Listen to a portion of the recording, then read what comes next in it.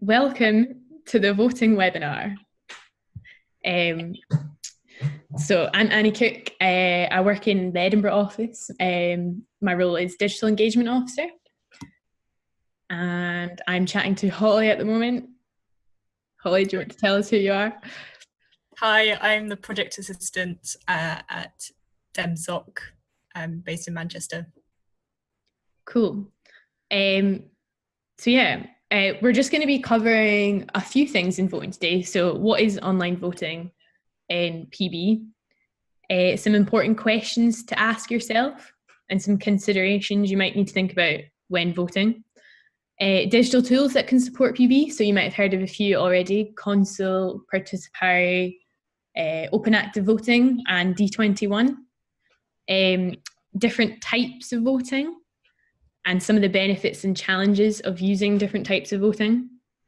And then what voting recommendations there are out there. So there's different recommendations from different people. So we'll be covering some of the main ones.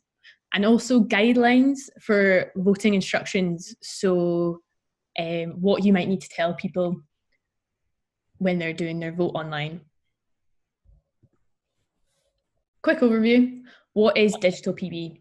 So PB, we call it for short, participatory budgeting, is a way for communities to decide how money is spent by proposing ideas, discussing them, and voting on them in a really short and simple way.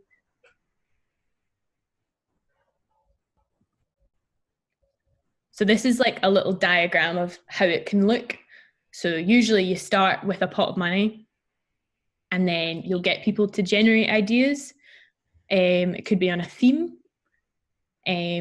So the communities will contribute their ideas, and then there'll be a phase of deliberation, a discussion, and prioritization of these ideas.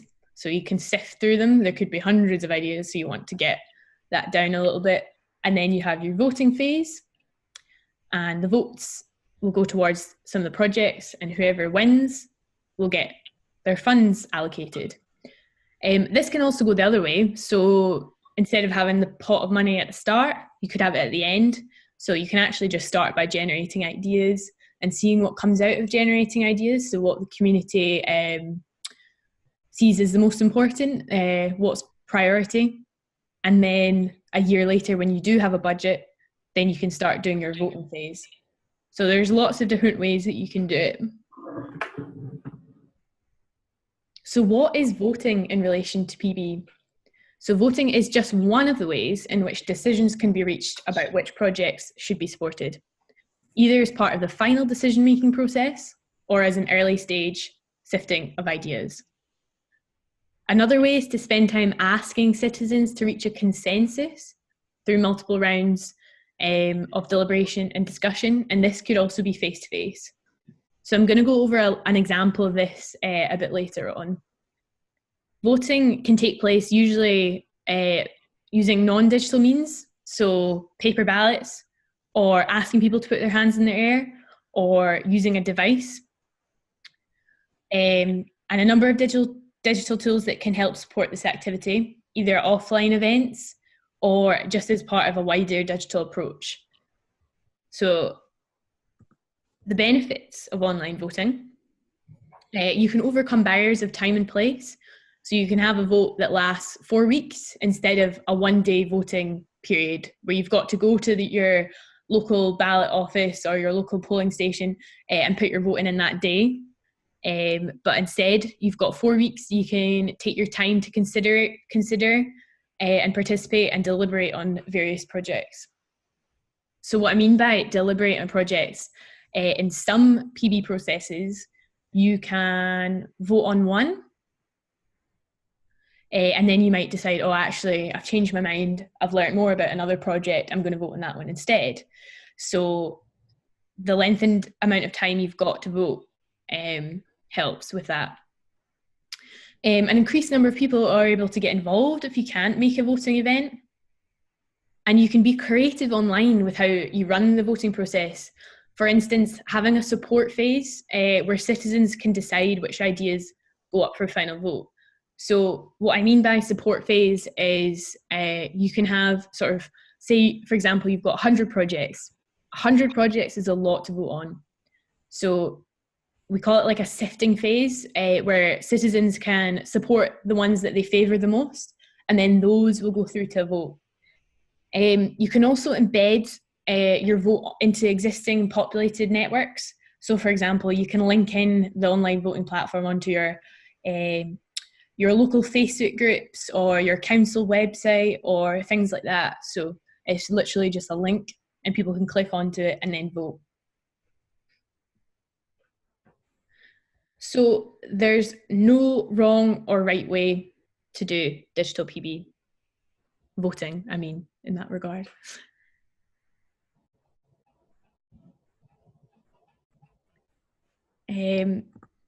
So I'm just going to run through a few questions that you might want to ask yourself before you consider doing a vote. So where does this voting process fit into your broader PB design? Would it be part of a sifting process or the final part of the decision-making process? So do you want a few phases or do you just want the vote as a final decision? How long will the voting process be? Will it just be on one day or is it going to be spread out over time? So these are things to consider.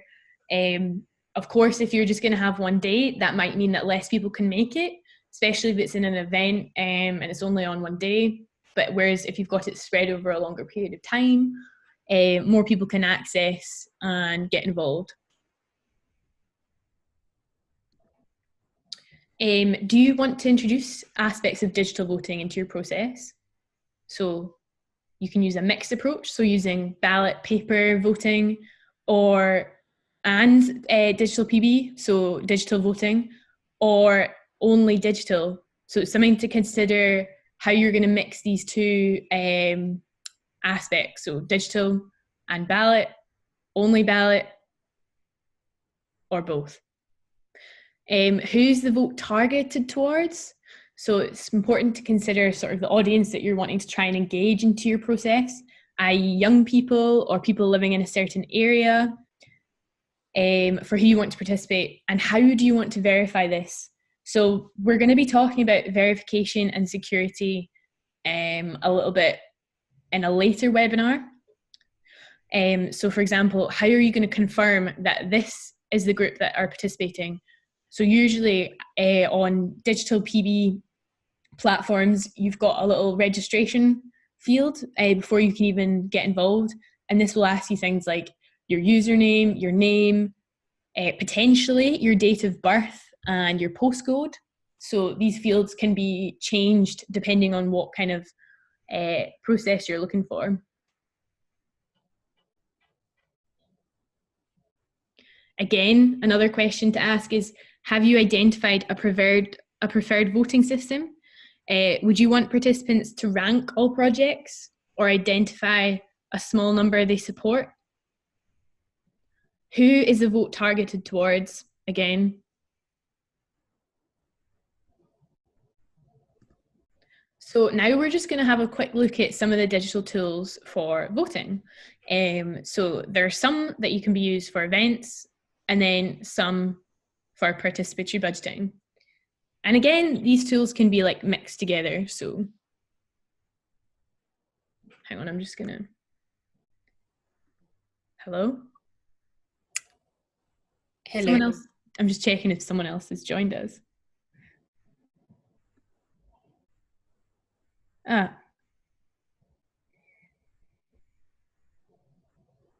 Hello? Nadia? Hello? Hello. Hi. Sorry, I was kind of halfway through and I realized that there was someone trying to join. Oh, no worries. I just tried to join. You and Holly are on, right? Or am I interrupting anything with a big No, it's all right. We've just got onto digital tools for voting, so. Okay, super. Apologies for the delay. I had an external PACE interview and it took longer. That's all right. Can you see my screen okay, Nadia? Yes, I can. Is that all right? Yes. I'm just going to move this so that I can actually see if anyone joins. Okay, cool. Oh no.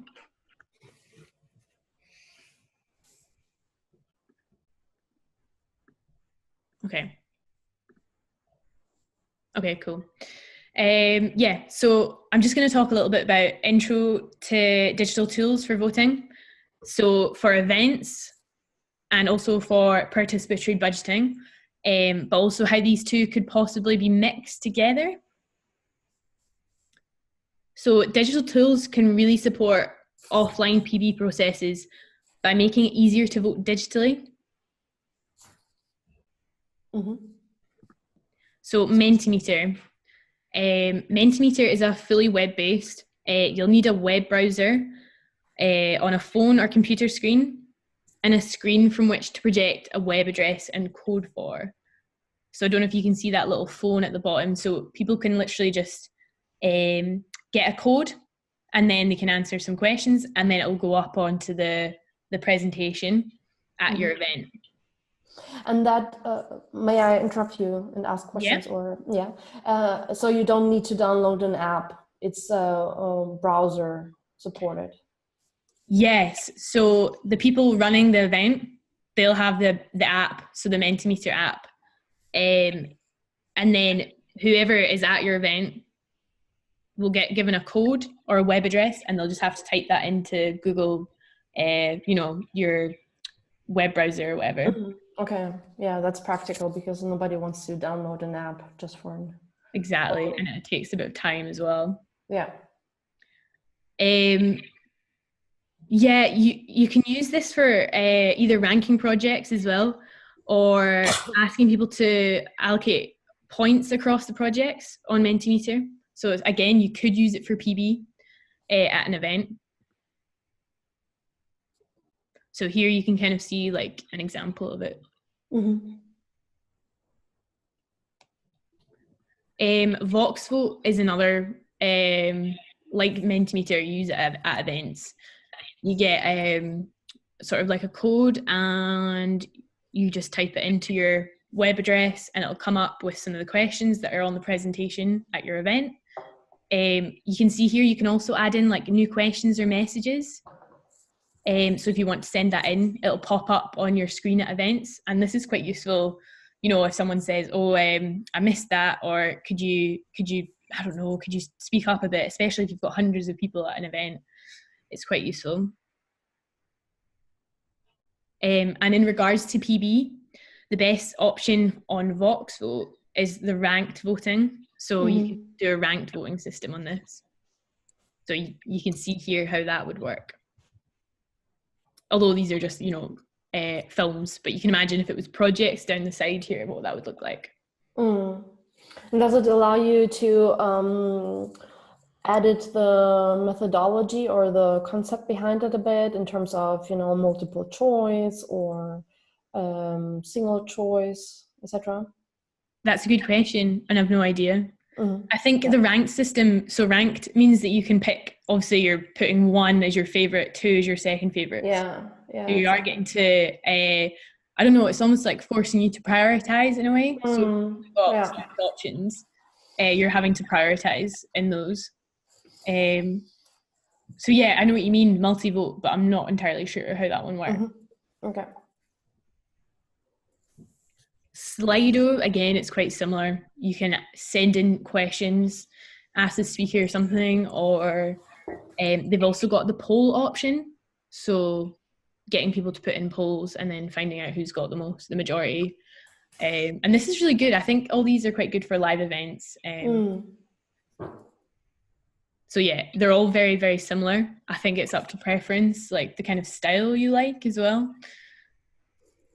And have you worked with any of those before, or all of them? I think, Holly, did you use Slido last night? Unfortunately, we didn't in the end. But yeah, I have had a go at trying to set it up. Okay. I've seen one of them work, and all you need to do is type in the code on your phone, and it's really easy, and it's actually quite engaging if you're sitting there as an audience member and people are presenting over and over, and it's just people talking at you. It's a good way of engaging people into the conversation, and also it's not putting pressure on people to like put up your hand to ask a question. True. I think it takes away a few of the barriers in that sense. But have you used it, Nadia? No. But I mean, like or I'm currently developing the democracy labs, the concept for it, and that could, of course, be an interesting tool to add to the mix. I think, as you said, that it reduces the barriers to participation or Yeah. to providing input. So it could be an interesting tool. Yeah, I think obviously the only barriers it does have is that you need to have a mobile phone and exactly. access to get on. But imagine if you had like iPads with internet and you could, I don't know, hand them out if people don't have a phone, for young. There's lots of options.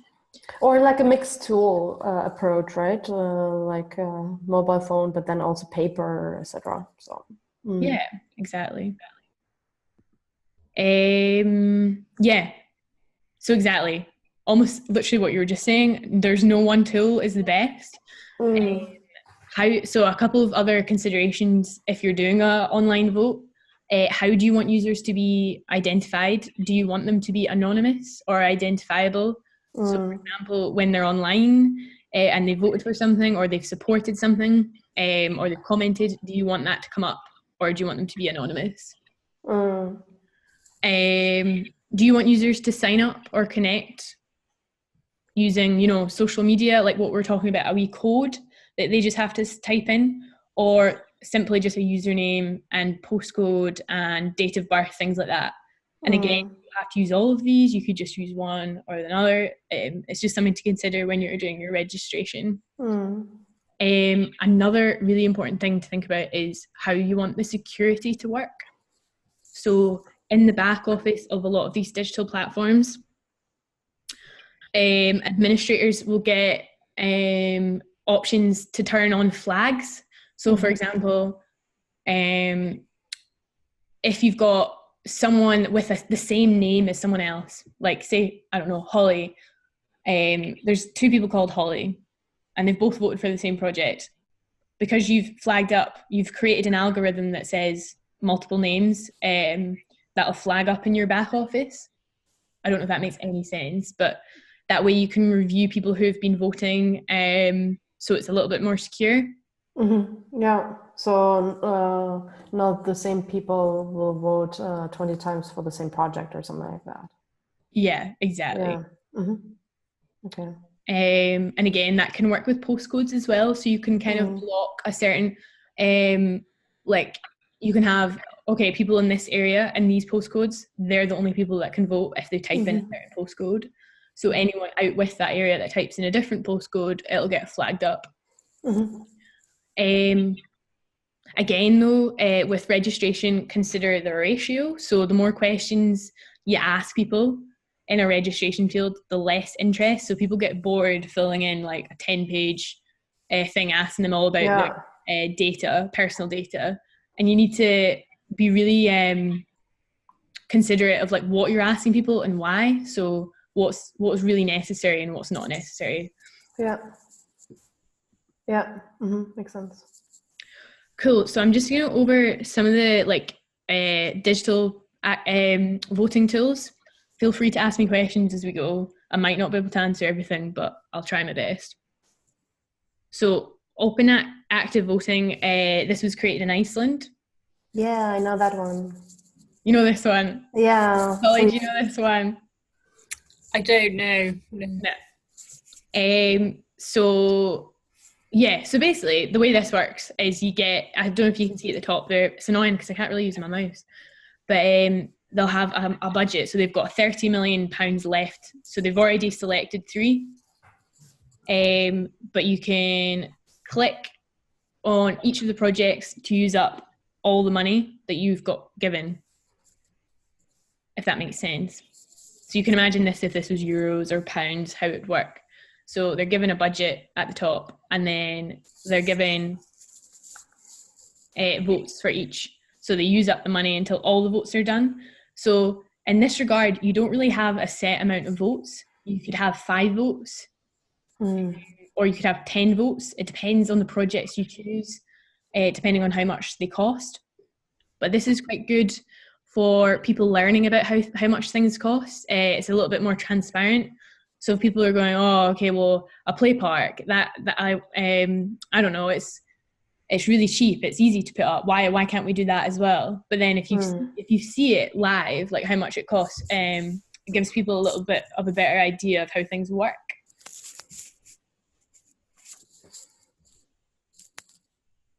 So again, here's just another little picture. It's the same, better Reykjavik. Yeah, it's the same. So we've got a demo of all these platforms. If you want links to them, I'll send you some links after, if that helps.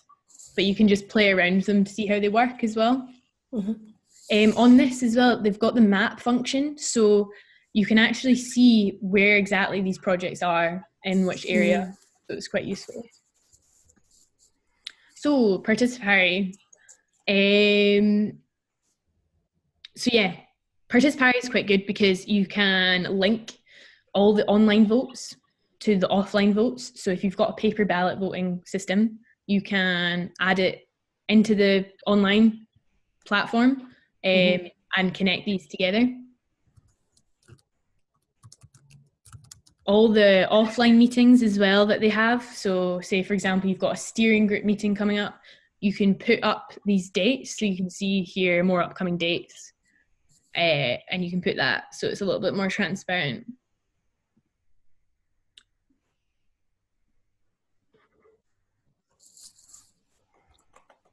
So you can see here, this was Leith Decides. This is an example as well of multiple voting. So you might have 5 votes and you have to use up all your votes.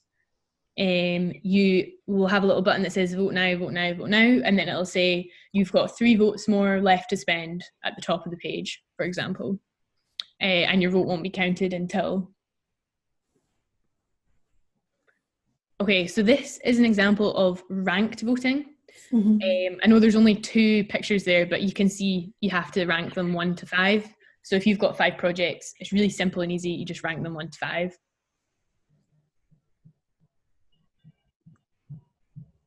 And this, I don't know if people have seen what this looks like, but this is the back office of participatory. So in each online tool, there'll be a back office. So Open Active Voting, Console, and participatory.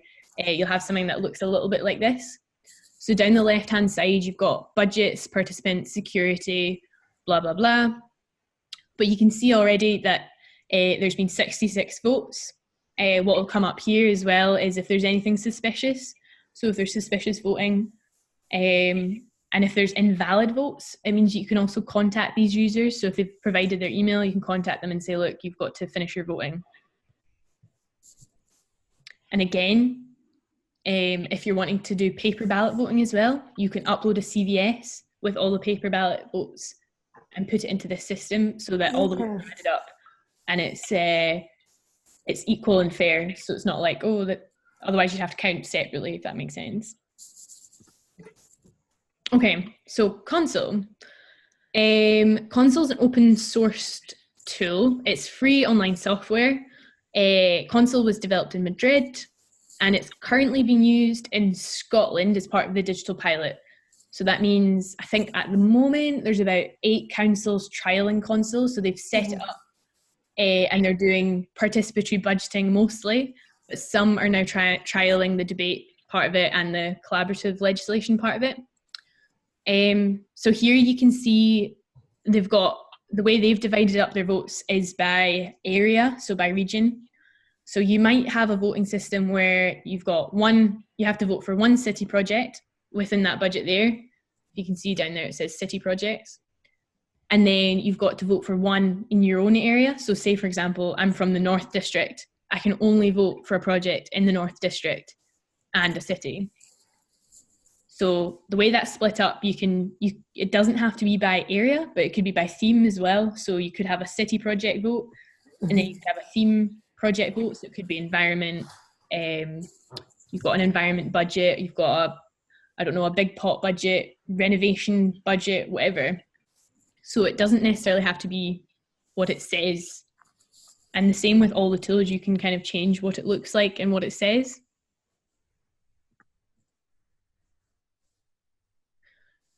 Yeah. So here's an example. They've got a little timeline here. So accepting projects, reviewing projects, selecting, blah, blah, blah, and then voting. So the deadlines for each of these phases. As well, if you're interested in certain sort of themes. So say, for example, I wanted to vote for, I've got here, reform of roads, sidewalks. I'm interested in urbanism. You click on these tags and then find out if there's any other similar projects or debates or legislation on that specific topic. Yeah. Again, so participatory had this as well, and so does open active voting. But in the back office here, you can see down the side all the sort of security and moderation. But you can see here, this is just a demo, just so you know, so it doesn't matter if I show you this, but total votes, 273. You've got here verified users, unverified users, so you can see exactly if there's any flaws in the system or you've got to check anything out. It all comes up and it gets flagged in the back. Is that just for city-related votes, or can anybody use console? Do you mean like, can anyone use it other than council? Yeah, exactly. Like, is it an open tool that we, for example, have also been using? Yes, so anyone can use it. The only thing is you need a sort of server to have the, so every tool you kind of need a server for backup. So like, where are you storing the data that you collect? But yeah, it's free and open source, so anyone can copy the code and use it. Okay. So,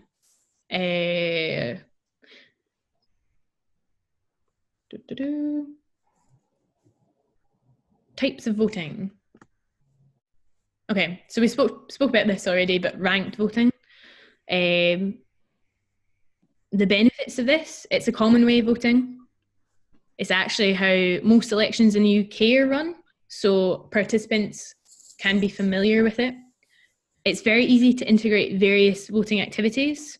So like offline events, if you wanted to do a really, not quick, but ranked voting. So if you've got 5 projects, you can get people to sit and do that at an event or an offline face-to-face meeting as well. The challenges are, for example, you can't really do it if you've got 30 projects, because imagine trying to rate or rank 30 projects. That could take a lot of time.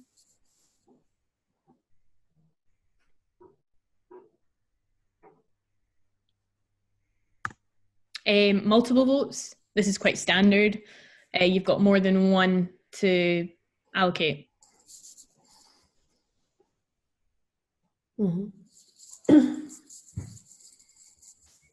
So this will encourage people to think about how to distribute. So instead of just voting for their favourite or voting for their own project, they can vote for others.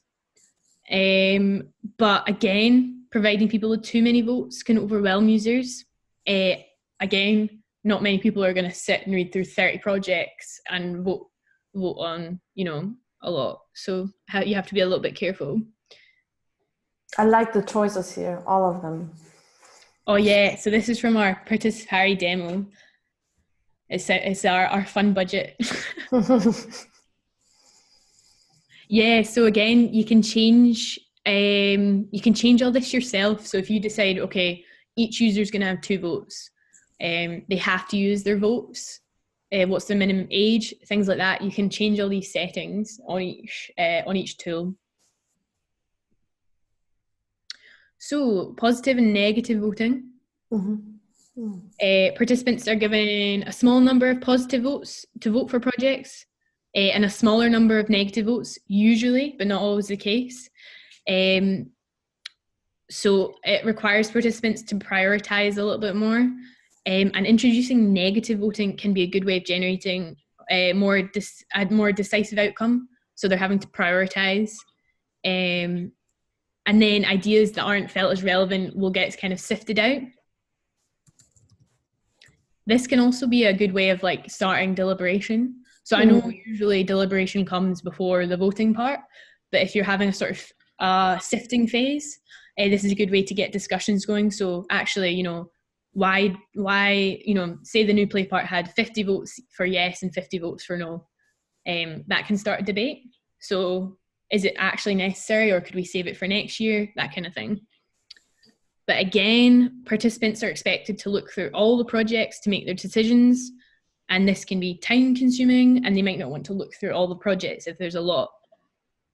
Again, not everyone likes to vote against things. People don't really like being negative all the time. So, people that have put projects up and have a large number of negative votes, they might feel quite disempowered or criticised, and they might not feel like they've got the support to sort of back their project up, if that makes sense. So there's lots of kind of negatives, and again, positive and negatives for positive negative voting. I think it's also a different case in the UK, where everybody tries to be nice. Germans are a bit more frank. Is that true?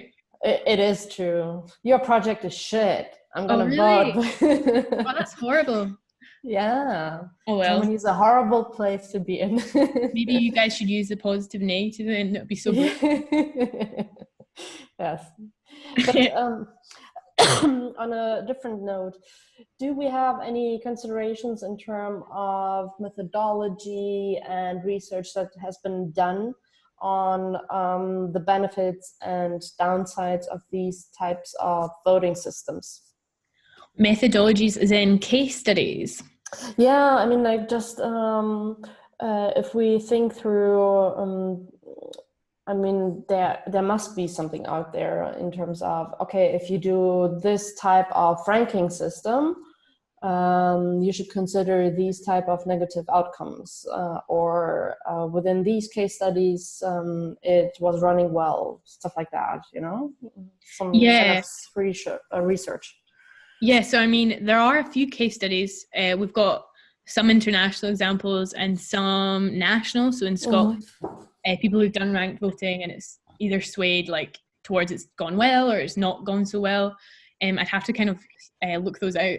But I've got a list here which I'll share with you at the end, which is like a voting information sheet. Okay, super. And it's got all the types of voting on it, the positives and negatives on it. And there could be more because, again, I don't know every case study in the world. Yeah, of course, yeah. But I can share that with you. Just thinking around research that has been done already on that. Yeah, that sounds good. Yeah, no, that's a good point. Okay. Oh, yeah. So this is another way that you can do the positive and negative thing. So this isn't actually a vote, but this is a debate. So before you do how I was talking about like sifting through projects. So if you're kind of wanting to have a bit of deliberation before it goes through to a vote, can you see that little circle with the cross on it?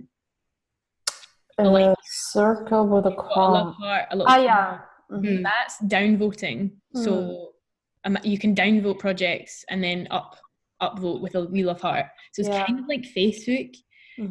But people can also write points against and points for. So, it's another way of kind of getting through projects if you've got a lot of them.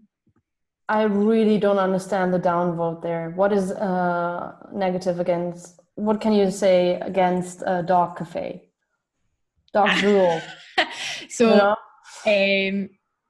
I think someone put, I'm not even joking, Nadia, someone put in the points against, and I don't have a picture of this, but they put, some people are scared of dogs. Aww. As points against. And I was like, oh. But yeah, it's just a demo. So again, like with Iceland, allocating budget, we spoke about that. So the good thing about this is people can see all the projects, they're learning about how money works. It encourages people to vote and distribute across multiple projects without dictating how many, you've only got 5 votes. They can change. So depending on the budget, you can have like 7 or 3 votes. It just depends on what you're voting for. It can be very easy for individuals to game the system.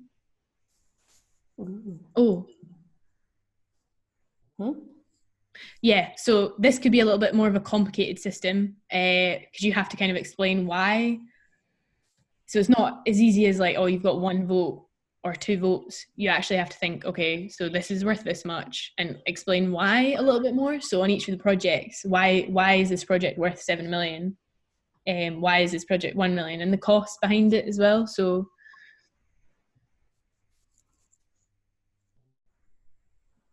oh yeah, so this is an example on Console. So they've done a kind of similar thing. So they've got the kind of within area, you know, how I was talking about, you've got your citywide vote, and then you've got your North District. So if I was in the North District, I could vote however many times to use up that budget that I've got. And you can also filter it. So you can do it randomly, or you can change it so it's by price. So the highest, the projects that cost the most will be at the top. So you can see which is the biggest projects in a way. Again, area or themed voting. So I was talking about that a bit earlier, how you can sort of split up by city or district.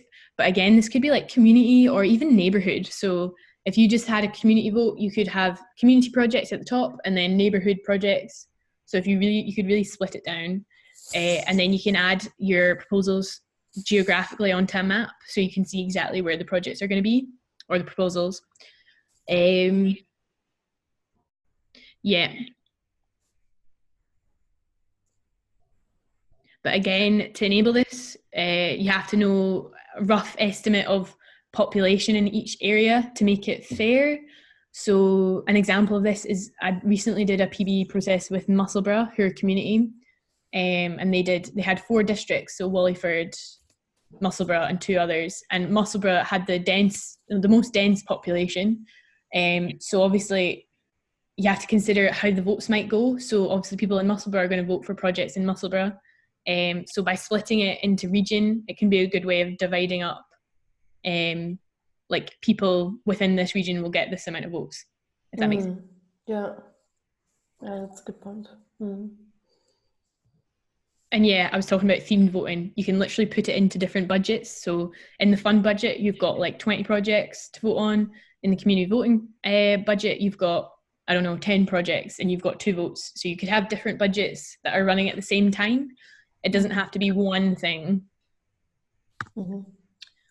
Bonus or weighted voting. So this is an example in Antwerp. I'll talk a little bit about that in a wee bit. But this is good. So if you've, again, what I was kind of talking about with the area thing, if you want to kind of weight voting, so you can say, right, these people who are in an area of deprivation will get an extra vote for this theme. So for example, it could be on poverty, or this area, because there's less people, we get an extra vote for these projects. So you can weight voting depending on what you're trying to do with your process. So in Antwerp's case, they, I can't remember actually, I need to keep going through the slides, but I think the in-person votes were worth more than the online.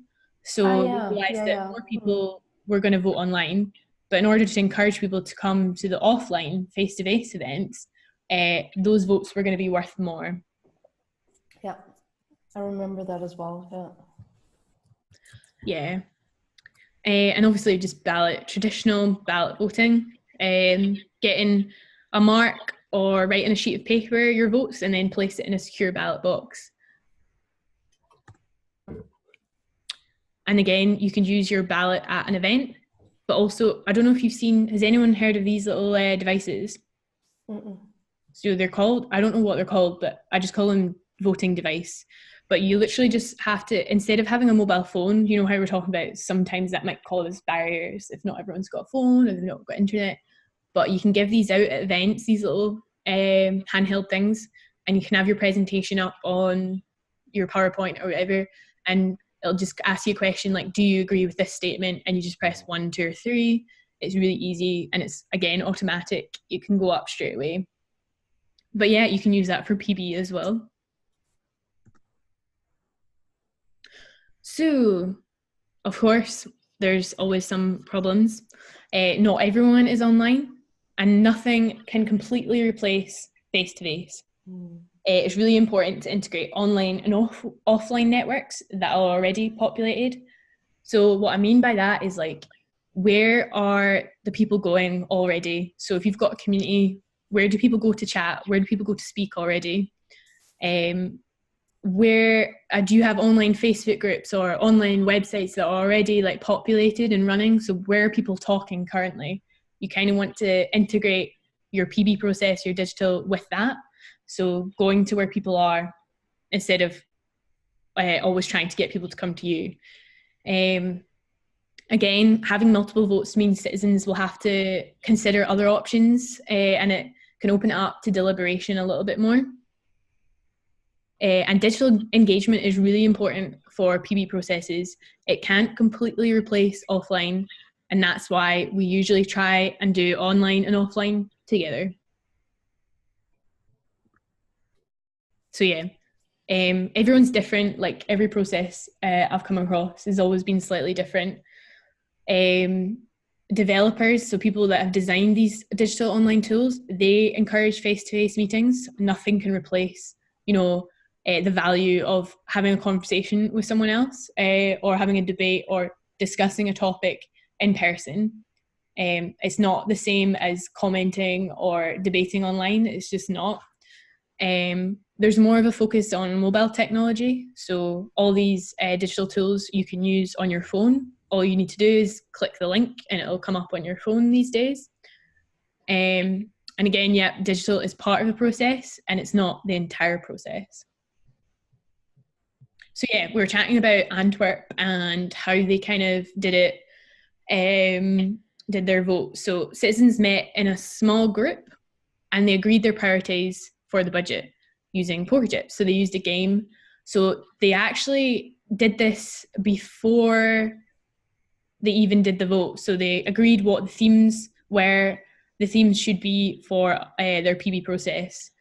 And then they would submit proposals after within the themes, and then they split the voting in two parts. So in small groups who had to reach consensus, and then online vote. So and they found that the online vote, people voting online, led to greater participation. So people went, oh, okay, that's really interesting. Actually, I'm going to go along to that event or the meeting or whatever. So the online vote has actually led to greater participation, which is great. Yeah, so Iceland, and I'm not going to try and say the city's name because I can't. Reykjavik? Yeah, there you go, Nadia, because I can't say it. Every time I say it wrong. Can you try, please? No. I can't. But yeah, so they, again, what I was chatting about earlier, they divided up the budget. So I forgot to say, but Citizens Foundation is the host for this, but they've got another tool which I showed you, which is so the idea generation part of the tool is your priorities. And this down here, this little picture, is open active voting. So they're two separate tools, but they can be used together, if that makes sense. So yeah, what I was talking about earlier, people used the comment button for or against, and citizens voted by giving out the budget. And this year, over a third of the population visited. So more and more people in Iceland are actually getting more interested in using the vote on their site, which is good. And Paris, again, I keep talking about online and offline, but it is so important. So they submitted ideas online and offline events. People who submitted similar ideas ended up being not forced to, but they had to work together at offline workshops, so face-to-face meetings. They would go, okay, so our ideas are really similar. Let's make this better together. And again, voting would happen online and at offline polling stations. So they had little ballot boxes, and they also had an online tool, so more people could participate. Annie, I just checked Slack, and Michelle said something about that she sent you an urgent message. I don't know if you want to check that just now. Okay. Sorry to interrupt you, but I'm not sure how. What did she say? Hang on. She sent you a urgent DM. Oh, someone couldn't get into the webinar, but it's like maybe too late now. Hmm.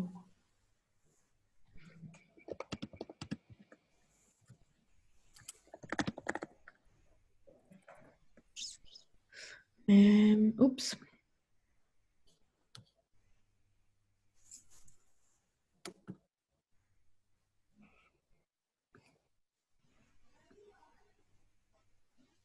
Oh, okay. Yeah, this is where we're still like learning how to use all this. Jez. Hello. Hello, hello. Sorry. Hello. I didn't see your email there. I was chatting away. That's fine. Carry on. Ignore me. Just carry on. That's fine because I know you're in the middle of something. That's all right. Are you going to stick around for the idea generation? Yeah, if that's all right. Yep. Yeah, absolutely. We're just going to stay on this Zoom channel. So I've forgotten where I was. Hang on. I'll just say, can everyone see my screen okay? Yes. Yeah. Cool. So, yeah. So where were we? Fife. So Fife, they use two digital tools. They use D21 and they used Your Priorities. So Your Priorities, they use that for idea generation. And then they use D21 for the voting part. So it's very flexible what you can use if you're wanting to use online and offline, only online, which we don't recommend, or a variety of tools. So the results from Urbit Fife, 710 people voted online, and they had a paper ballot option as well. 166 ideas were generated, and 99 of those were generated online.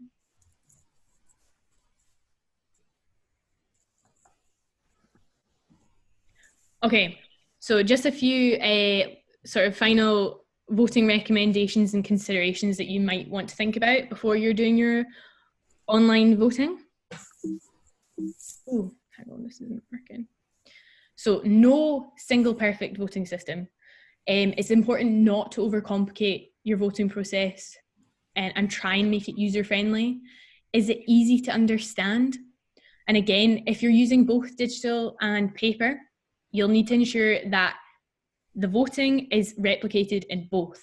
So say, for example, you're doing ranked voting online. You've got 10 projects or 5 projects you want to rank 1 to 5, then you need to have 5 projects you want to rank 1 to 5 in the offline as well. And again, not everyone has access to digital or is digital literate. So you need to ensure that you've got support out there to support these people to either access online, so it could be at libraries, things like that, or there's an option to use paper ballot voting and another option, and there's someone there to phone for support. So from our own learning and from developer recommendations, it's a good idea not to have too many votes. So from my own experience and sort of supporting people run PB processes, people get bored. So after a while and you've gone through 30 projects, they do kind of shut off, and it's really difficult to read through that many projects and then vote on them. And this can also act as a barrier. So if you have a strong preference, you know, you want to do ranked voting, or you want, I don't know, you want to do negative, positive, you don't want to ask them to do 30 or more projects, as this is going to take a long time for people to read through. But what I was talking about earlier was doing a pre-selection stage, so support phase, to sift down the amount of projects. So most of the tools that we spoke about earlier, they offer that. So you can kind of either do a debate phase or a support phase where you can downvote. And then those final projects will go through to a final vote. So some requirements for any voting process that you do, whether this is online or offline, make sure it's easy to understand for voters to participate in. Encourage voting to be undertaken seriously. So what I mean by that is provide guidelines or rules. Don't threaten them, you know what I mean, but make sure that it's easy and it's clear. Again, make sure you kind of understand the system so it's easy to quickly count the votes. So in the back office, which I kind of showed you, it should be pretty simple. You've got 66 votes, or you've got this project's got 33 or whatever, and it comes up. So it's a good idea to do a test phase if you're doing a voting process online.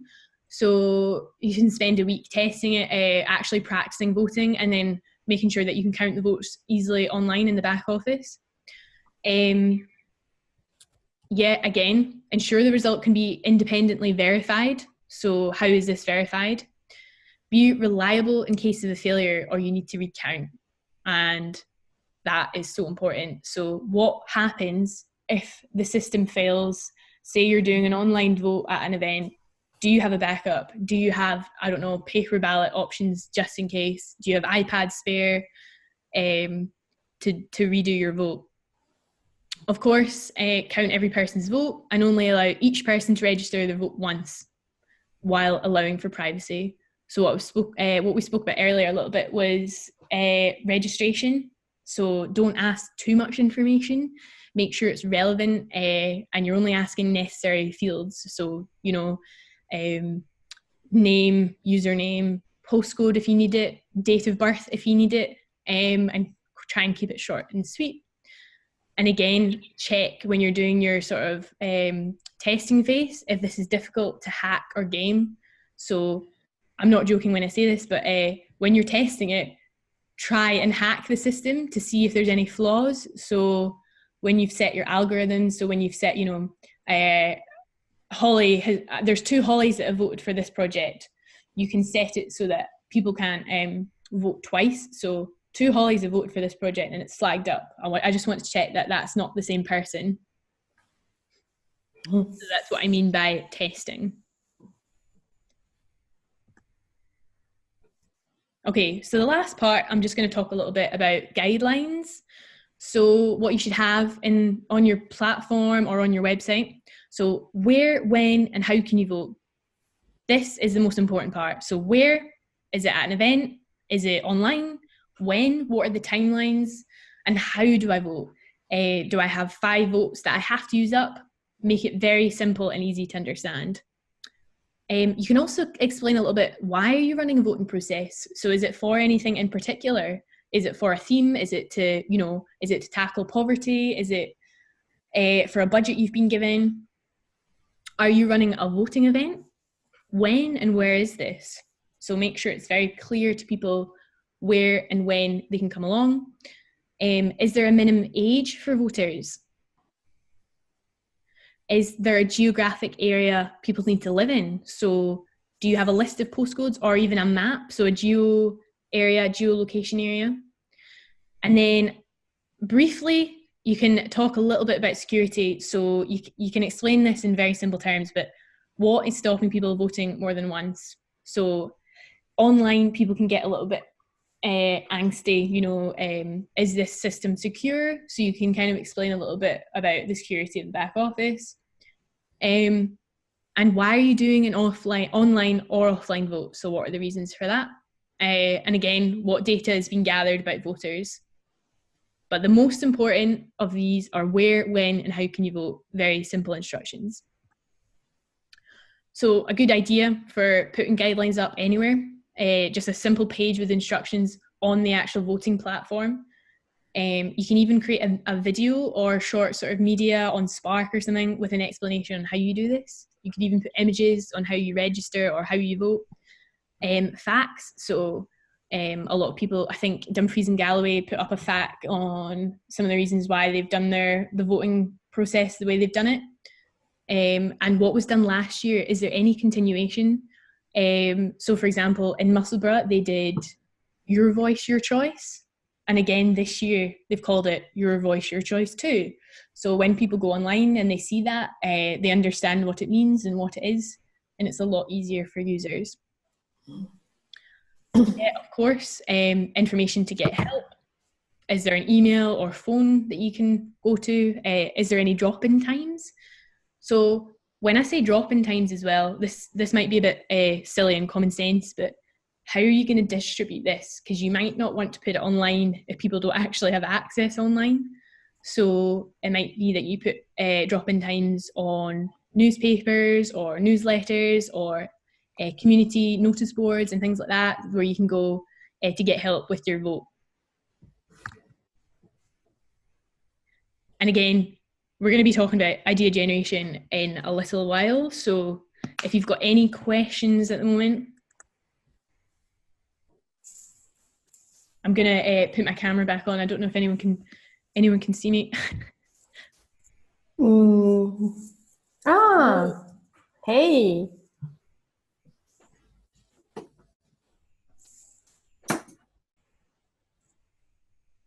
Nadia and Jez, have you got any questions for me? I haven't got any questions. I'm really sorry I missed the early part of it, and it's partly my fault, not I joined late. So I just wondered if you were aware or knew that in one of the American ones, they recently deleted the whole voting database after the vote by mistake. And so there was a human error thing there. So they've actually had to rerun the vote in Vallejo in California. Wow. So, I mean, that's a very extreme example. I've never heard of it before, but obviously, you know, you have to be prepared for anything, I suppose, don't you? That's quite a bad one where they deleted all the online votes by mistake from their database. How did they manage that? I don't know. They just said human error. It's so The intern. What a shame as well. That must be, yeah, that's such a shame. I think they've rerun it now. So, Nadia, you know something about that then, do you? Or... No, I actually don't, but it's quite interesting to hear. Yeah. Well, but anyway, we'll see in time, I suppose, if they manage to recover their reputation from that one, because it's quite a bad mistake. Was it do you know which tool they were using? Was it Console? I don't. There might be the Stanford one. I think they might have been using. I'm not sure. I don't know. Just out of curiosity. Well, it's pretty bad luck.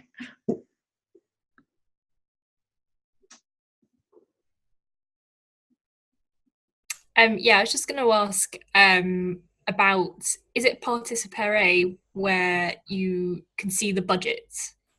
It's voting on the budget. Yes. So on any of the tools, so Console, I only showed Console, Open Active Voting and Participatory, but on any of them you can show the budget or you can turn it off. So it's very like, you can switch on and off what you show, if that makes sense. Yeah, I was just going to ask, in your experience, does that make a tangible difference having the budget shown with, you know, engagement? Just because, you know, people are probably more, you know, aware of the consequences if they know how much money has been put into the project.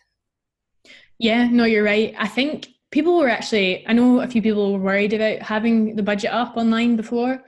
In the digital PB report, and this is off the top of my mind, so this is testing me now, but I think what had happened was people were usually only voting for the big projects. So the you know, the big, you know, this is 10 grand, okay, I'm going to vote for that instead of the 1 grand ones, because they thought that was going to make more a difference. But as time went on, it kind of balanced out. So actually small budgets and big budgets were getting voted on because they only had a certain amount of money anyway. So actually it's a pretty fair and balanced way of doing it, because you can see exactly how much projects are worth and why. But some people have chosen, so Musselburgh, for example, they had the opportunity to have budgets up online, but they chose not to because they didn't want people to feel, I don't know, I guess it's just they didn't want people to go, okay, I'm going to vote for this over this because this is smaller or this is bigger. In that way, they just wanted one vote here, one vote there, instead of having anything to do with money. Because in a way, PB is not really, although it's about money, it's not about money. It's more about the projects and the deliberation and choosing ideas and things like that. So, I mean, I'd come in on two sides of that. One is that there's I know my experience is mainly offline, so I hope it's not relevant. But if people know how many people have voted already for a project, then there's an incentive to vote for that project. So sort of displaying how many votes a project's got potentially has a biasing factor, because people either do or don't want to support something that they think is unrecognized by other people. So that's why we kind of say anonymous voting is fairer in a sense. It doesn't disincentivize people by giving people an assumption about who's already going to win or not. And on the same level, I think it is important, this is me personally, in a public event, we would always encourage people to say how much the project is so that people can see whether it's viable, if nothing else. So is this project feasible within the amount of money?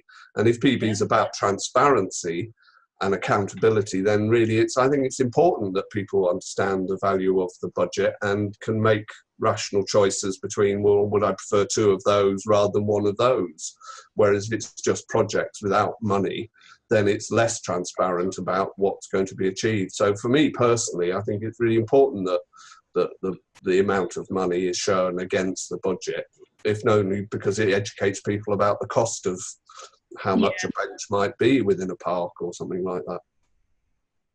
Yeah, I kind of agree with you on it. I think in the case of Musselburgh, because it was a small community, I think it was that kind of thing that they didn't want people who were running the proposals to feel a little bit imbalanced, if that makes sense. Or tested or competition. Yeah, it's that competition. It's that, this charities or this company is bigger than us. They're obviously going to get the money.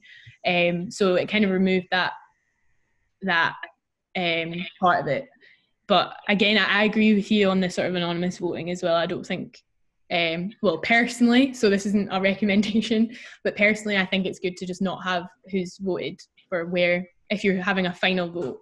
But support phase, it might differ because you're trying to sift out projects. So that's where it's good to have it open and transparent about who's supported what and who's not, because it kind of opens up that deliberation. But yeah.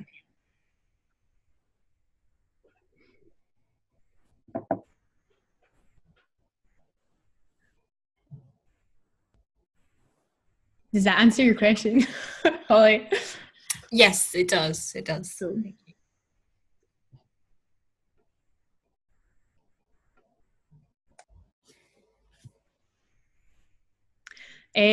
Nadia? Yes. Do you have any final thoughts or questions? No, I think that was quite useful. Thank you so much. Oh, that's all right. I'm about to do the idea generation and deliberation, so you're welcome to stick around. I might have to pop out halfway through, but I will stay on for at least the first part. That's all right. Okay, yeah, that's fine. Okay, I'm just gonna swap over my presentation. I'll be 2 minutes.